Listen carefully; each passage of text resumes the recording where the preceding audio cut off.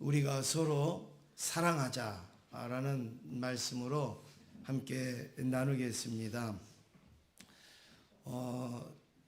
제가 이제 금요일 또 어제 이렇게 해서 이제 목이 완전히 잠겨서 또 감긴 것 같아요. 그래서 굉장히 이제 어려웠는데 어제 이제 밤에 자면서 걱정이 되는 거예요. 큰일 났다.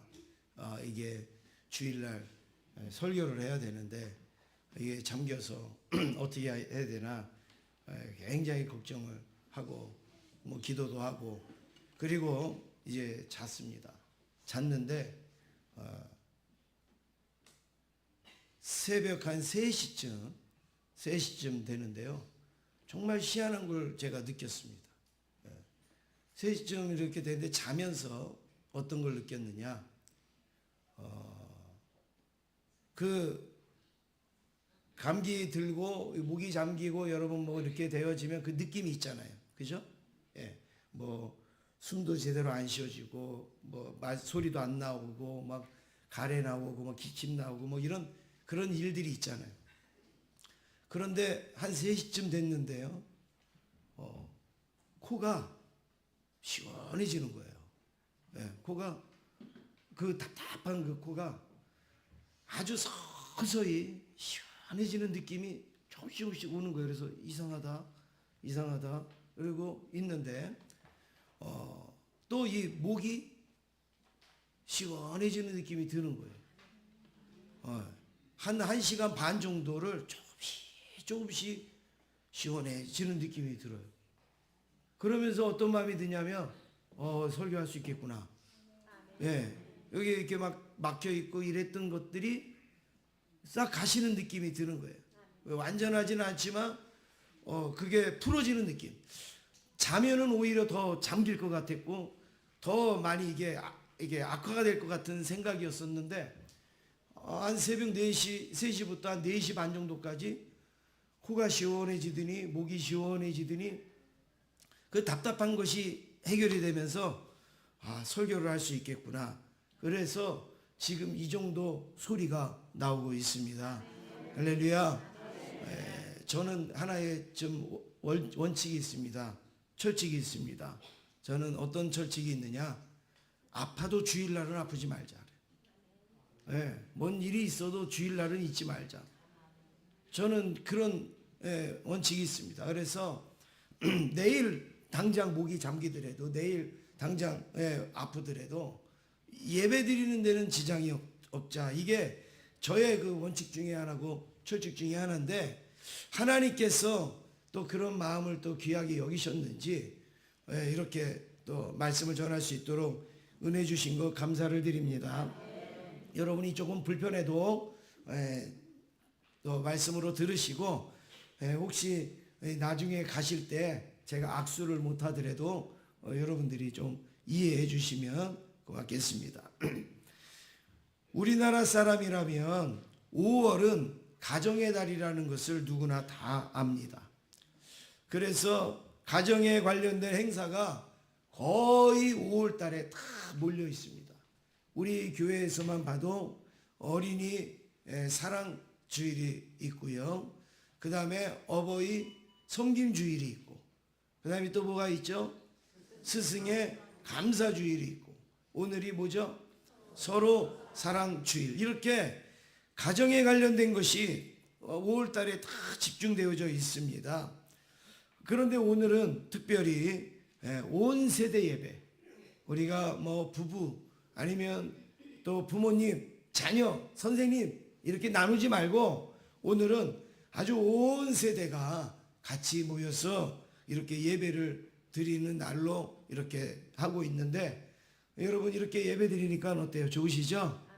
예, 찬양도 또 성경 봉독도 이렇게 우리 아이들이 하니까 너무 좋은 것 같습니다. 가족은 부족한 부분이 많이 있어도 가족 때문에 웃기도 하고 그리고 울기도 합니다. 왜냐하면 가족은 하나님이 주신 특별한 선물이기 때문에 그렇습니다. 가족은 어떤 외모를 보지 않아요. 외양을 보지 않아요. 조건을 보지 않아요. 가족은 그냥 하나님이 주신 특별한 선물이에요. 특별한 선물. 네. 이처럼 가족은 대단한 가치가 있기 때문에 가족을 소중히 여기고 그리고 사랑해야 합니다. 가족들에게 실망과 좌절을 주지 않도록 하나님 앞에 늘 엎드려서 기도해야 됩니다. 내가 가족을 사랑하는 것도 중요해요. 가족을 위하는 것도 중요해요. 근데 나 때문에 가족이 실망하거나 나 때문에 가족이 좌절하거나 나 때문에 가족이 마음의 상처를 받지 않도록 힘써야 된단 말이에요. 네. 내가 가족을 사랑해도 부족한데 가족에게 아픔을 주고 가족의 눈에서 눈물을 흘리게 한다면 여러분 그것은 못난 가족이죠. 할 수만 있으면 나로 인하여서 조금이라도 웃게, 나로 인하여서 조금이라도 감사하게, 나로 인하여서 조금 더 사랑할 수 있는 그런 가족, 바로 하나님이 주신 이런 가족이 특별한 가족인 줄로 믿습니다. 우리 옆에 있는 분하고 한번 인사하겠습니다. 옆에 엄마가 있으면 엄마, 아빠가 있으면 아빠, 그리고 우리 아이가 있으면 아이 이름을 불러가면서 하나님의 특별한 선물이에요. 우리 한번 인사하겠습니다. 시작.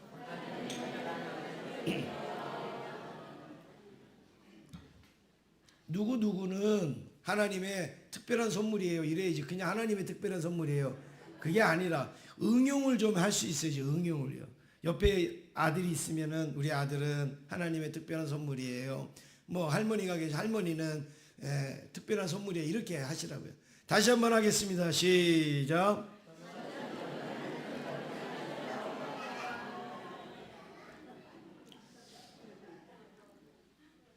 믿습니까? 네. 첫 번째로 하나님은 이런 분이십니다. 여러분 오늘 이 시간에 하나님이 어떤 분인가 8절 말씀을 함께 읽겠습니다. 8절입니다. 시작. 사랑하지 아니하는 자는 하나님을 알지 못하나니 이는 하나님은 사랑이심이라. 아멘. 하나님은 어떤 분이라고요? 사랑이시라. 하나님은 설명할 필요가 없는 분이에요. 하나님은 보충할 필요가 없는 분이에요. 그냥 하나님 자체가 뭐예요? 사랑이심이라. 여기에서 유의해서 보실 것은 하나님이 사랑의 출발이고 하나님이 사랑의 기원이라는 거예요.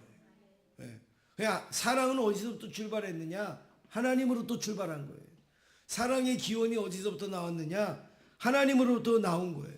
왜냐하면 하나님이 사랑 그 자체이기 때문에 그렇습니다. 그래서 사람들은 사랑이 어디 있지? 사랑이 어디 있어? 그래서 저 멀리도 가보고 또 어디 여행도 가보고 또 맛있는 것도 먹고 여러 가지를 하지만 사랑이 어디 있는지를 몰라요. 근데 사랑이 어디 있느냐? 10절 말씀 같이 읽겠습니다. 시작.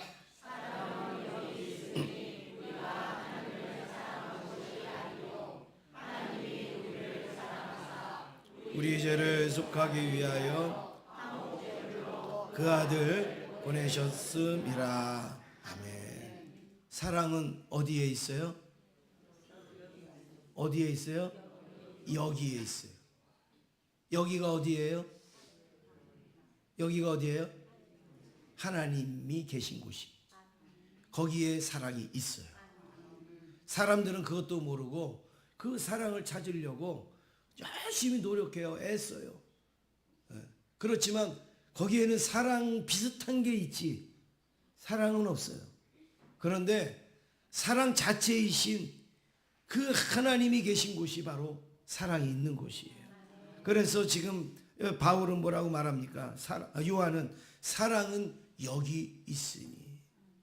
하나님이 계신 곳이 바로 사랑이 있는 곳인데 그 사랑이 어떤 곳이냐? 우리를 위하여서 화목제물로 죽으신 그 예수님의 그 사랑이 바로 우리의 사랑이라는 것이죠. 사랑은 여기가 어디입니까? 우리를 대속하기 위해서 화목제물로 죽으신 그 예수님의 십자가의 자리, 우리를 구원하시는 그 십자가의 자리가 바로 하나님의 사랑이 있는 것이고 사랑의 절정인 것입니다. 7절에도 보니까 하나님의 사랑이 여기 있는 걸 알았어요. 그러면 우리가 어떻게 해야 되느냐? 7절 함께 읽겠습니다. 시작.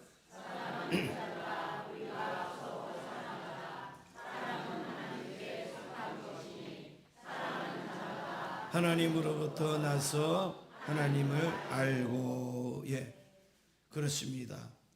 사랑은 여기 있다고 그랬어요. 하나님에게 있다고 그랬어요. 우리를 위해서 십자가에 죽으신 그 자리가 바로 사랑의 자리라고 말씀을 드렸습니다. 그러면 어떻게 되느냐? 그 자리를 확인하고 그 자리를 발견하고 여기가 사랑이야 그렇게 말하고 떠나야 됩니까? 아니에요. 그 자리에서 우리가 서로 사랑하는 거예요. 그 사랑을 우리가 나누는 거예요. 사랑은 하나님께 속했고 사랑하는 자마다 하나님으로부터 나서 하나님을 안다. 그러니까 하나님의 사랑에 누가 관계가 있느냐? 서로 사랑하는 사람들이 하나님의 사랑에 관계가 있는 거예요. 하나님의 사랑이 여기 있는 줄 아는데 우리는 사랑을 실천하지 않아요. 그러면 그 하나님의 사랑하고 우리하고는 아무 상관이 없어요. 아무 상관이 없어요. 그런데 하나님의 사랑이 여기 있기 때문에 그곳에서 우리가 서로 사랑하는 거예요. 그러면 그 하나님의 사랑이 나에게도 상대방에게도 우리 모두에게도 그 사랑이 차고 넘치게 될 줄로 믿습니다. 하나님의 사랑을 받은 우리가 서로 사랑하는 것이 마땅하잖아요. 왜요? 우리가 사랑을 받았으니까 우리가 사랑하는 게 마땅한 건데 우리가 사랑하는 것은 무엇이냐? 바로 보여주는 그런 사랑을 우리가 나타내는 거. 이게 저와 여러분의 사명인 줄로 믿습니다. 그래서 11절에 이렇게 말합니다. 11절 다시 읽겠습니다. 시작. 이같이 우리를 사랑하셨은즉 우리도 서로 사랑하는 것이 마땅하도다. 하나님을 안다고 하면서 하나님의 사랑을 받는다고 하면서 우리는 사랑을 못해요. 여러분 그게 우리가 하나님의 사랑을 받은 사람입니까? 결코 그럴 수가 없는 거죠.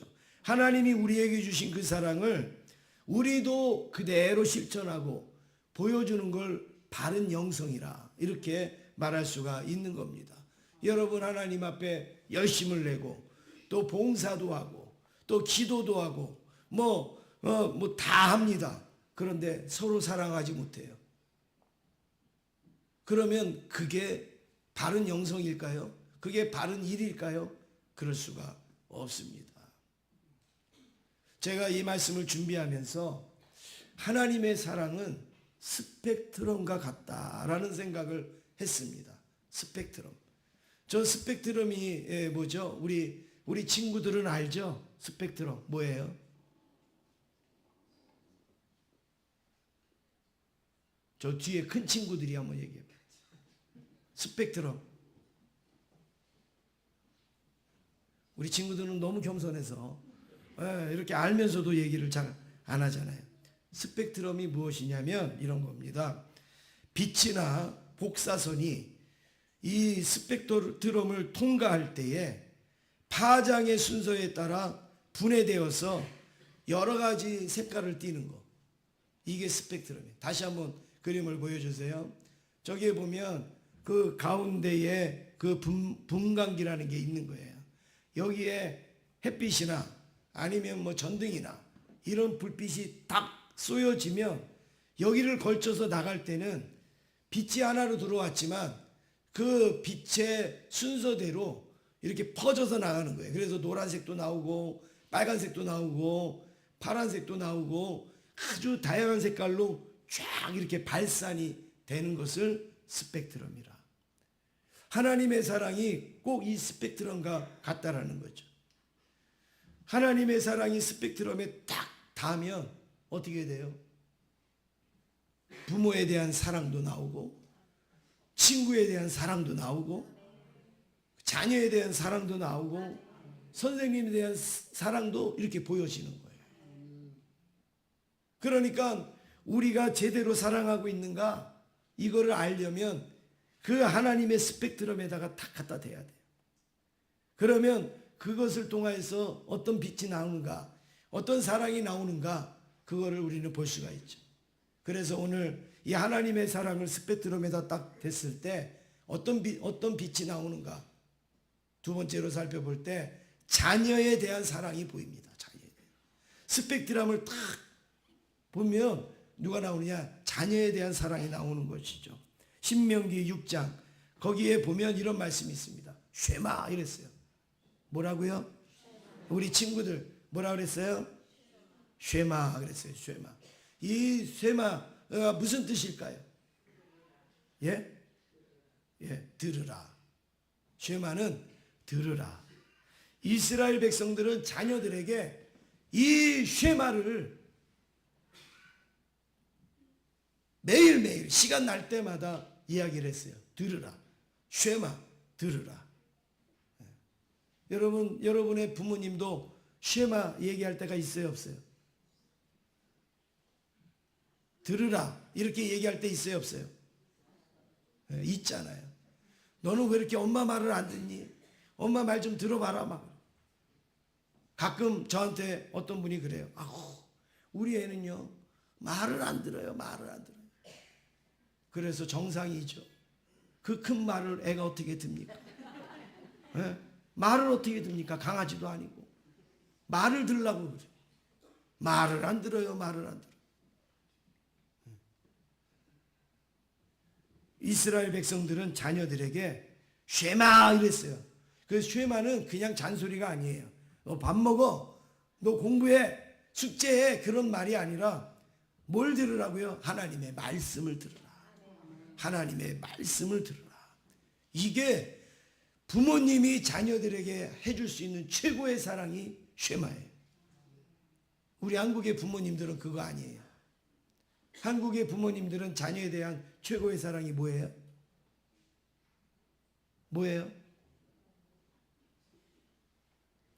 땅 물려주고 집 물려주고 뭐 이런 게 최고의 사랑인 줄 아는 거예요.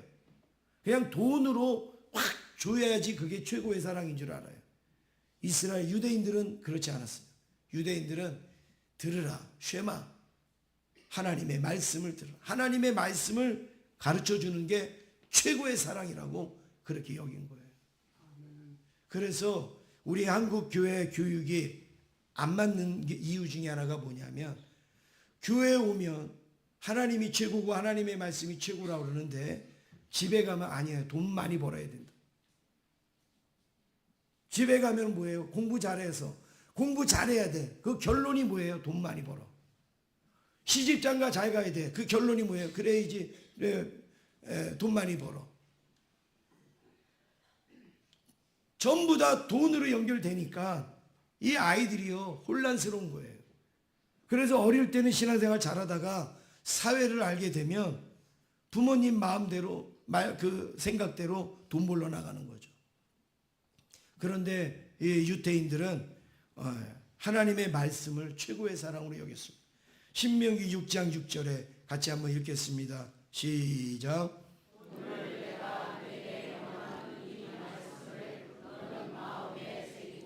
예, 오늘 내가 이르는 하나님의 말씀을 너는 뭐예요? 마음에다가 새겨라. 그 다음에 7절에 보면 뭐라 그랬냐면 부지런히 내 자녀에게 가르치라. 부지런히 가르치라. 우리 한국의 부모님들은 하나님의 말씀은 누가 가르친다고 생각해요? 교회 선생님이, 전도사님이, 목사님이. 유대인들은 아닙니다. 부모가 가르치는 거예요. 부지런히 가르쳐라. 부지런히. 그리고 8절에 보니까 손목에다가 메어 기호로 삼으라. 손목에다가 메어서 기호 삼으라. 그리고 미간에다가 붙여서 표로 삼으라. 9절에 보니까 집 문설주와 바깥문에 기록할지어다. 그러니까 집을 들어갔다가 나왔다 뭐 이마를 보고 손목을 보고 뭐 어디를 가고 해도 전부 다 하나님의 말씀을 배울 수밖에 없도록 그렇게 가르치라. 그게 자녀를 사랑하는 거예요. 그게 자녀를 사랑하는 거예요. 혹시 내 자녀를 그렇게 못 키웠을지라도, 여러분, 우리 자녀를 그렇게 못 키운 분들이 많아요. 그렇게 못 키웠어도 이제는 손주한테 기대를 하세요. 손녀한테라도 기대를 하세요. 내 손주라도 내 손녀라도 하나님의 말씀으로 키워야지. 하나님의 말씀을 가르쳐야지. 유태인 랍비에게 어느 날 한 어머니가 어린이를 데리고 와서 물었다고 합니다. 선생님, 우리 아이를 하나님의 말씀으로 언제부터 가르치면 적당할까요? 몇 살 때부터 가르쳐야 맞을까요? 그럴 때 그 랍비가 이렇게 얘기했다고 합니다. 지금도 늦었습니다. 지금도. 2살 때면 괜찮습니까? 3살 때면 괜찮습니까? 얘기하니까 이 랍비가 지금도 늦었습니다. 태어나기 전서부터, 태어나서부터도 우리 아이들을 말씀으로 잘 양육해야 돼. 혹시 내 자녀가 지금 다 컸어요. 이제 지금은 어떻게 할 수가 없어요. 그러면 자녀의 자녀를 봐야 돼요.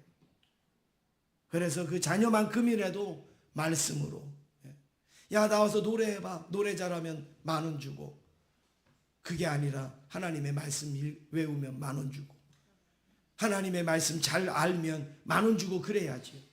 춤춰봐. 그리고 춤춰. 으아, 너는 아이돌 되라, 아이돌 되라. 아이들이요, 하도 아이돌을 했고, 아이 때가 애들이 돌라고 그래요.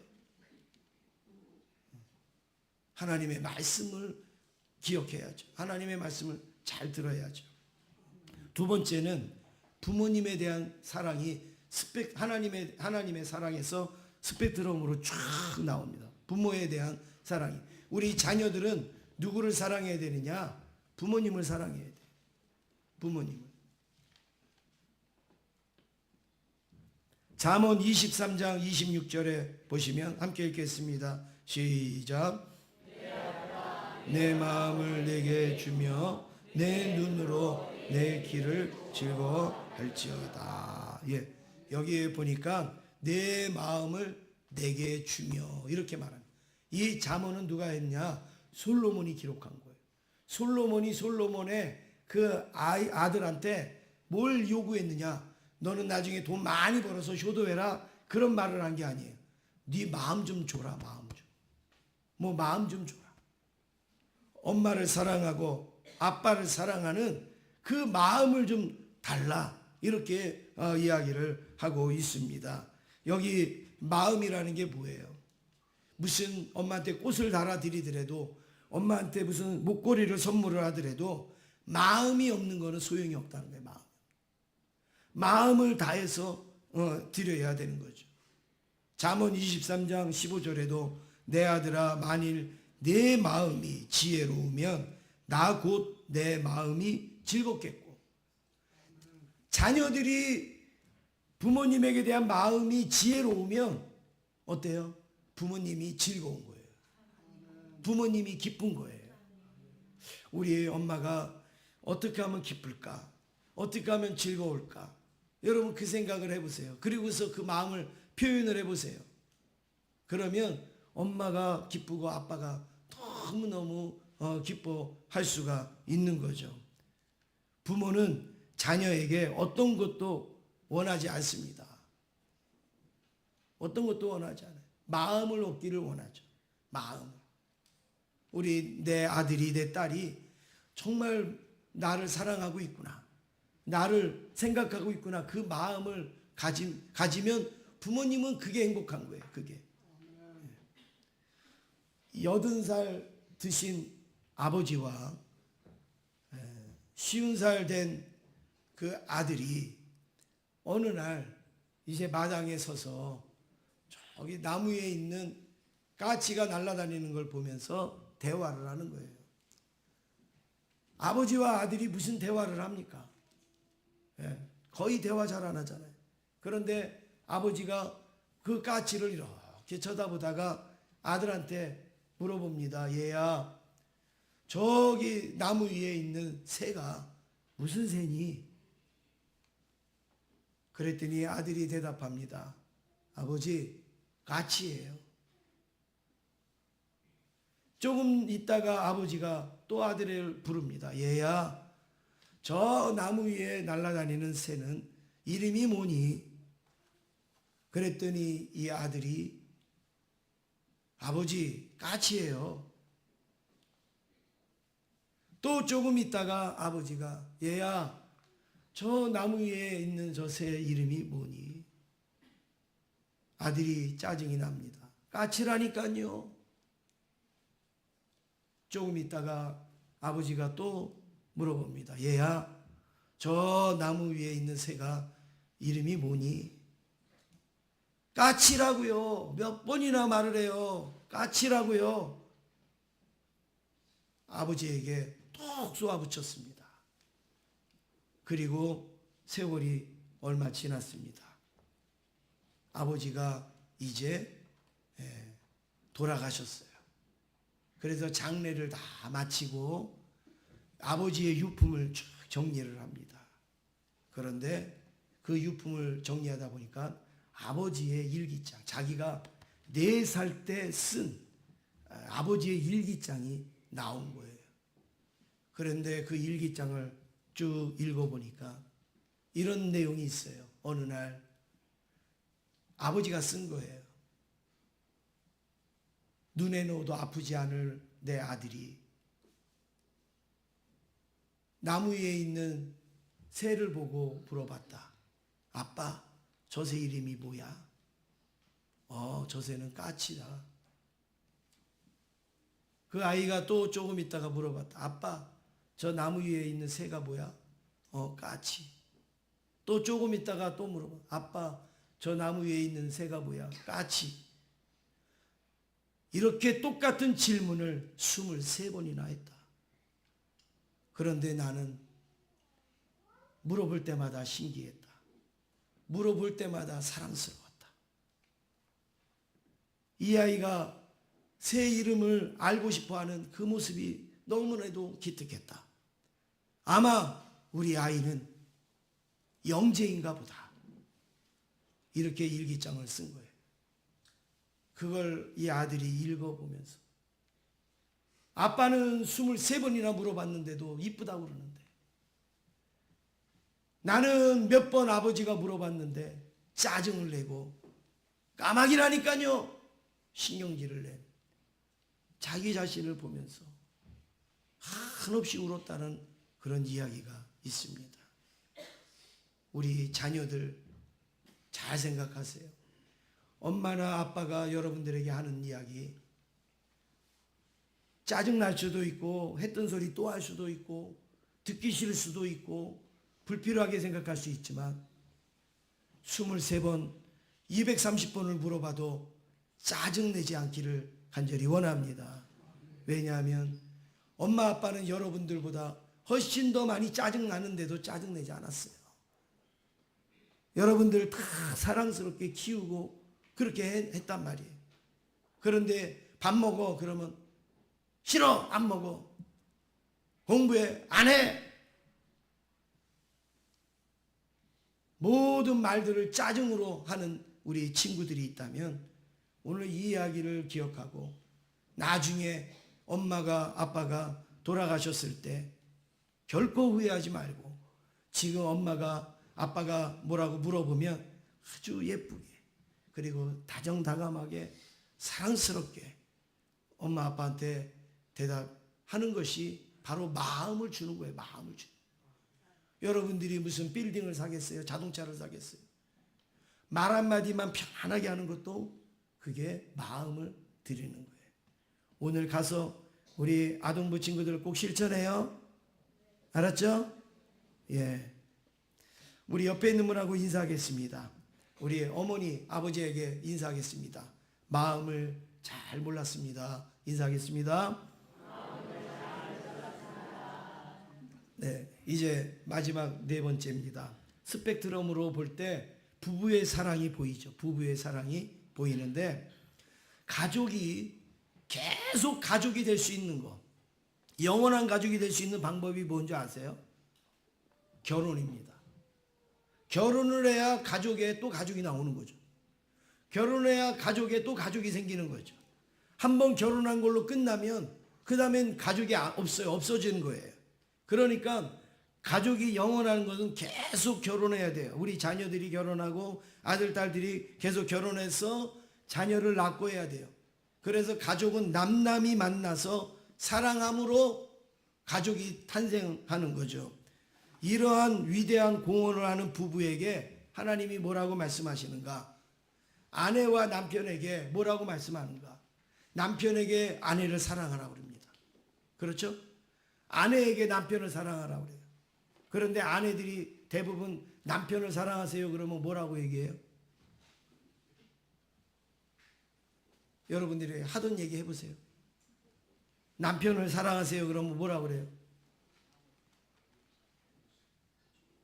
뭐라고 얘기 안 해요? 사랑할 짓을 해야지 사랑을 하지. 남편 보고 아내를 사랑하라 그러면 뭐라 그래요? 이쁜 구석이 있어야지 사랑을 하지. 네. 본인들 앞에서는 얘기 안 해요. 찜질방 가니까 얘기하더라고. 찜질방. 네. 아우 찜질방 가니까요. 아줌마들이 앉아갖고 돌아가면서 남편 흉을 보는데 아이고 네. 남편이 돌아가시겠더라고요. 돌아가면서 남편을 흉을 보고.